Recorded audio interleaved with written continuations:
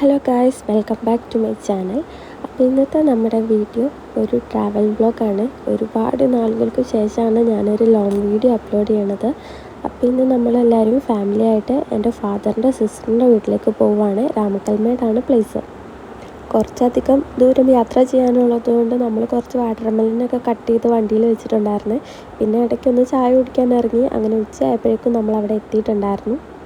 എത്തിയ ഉടനെ തന്നെ നമ്മൾ ഫുഡ് കഴിക്കാൻ ഇരുന്നിട്ടുണ്ടായിരുന്നു. അത് കഴിഞ്ഞ് ഇതൊക്കെ അവരുടെ പറമ്പിലുള്ള സാധനങ്ങളാണ്.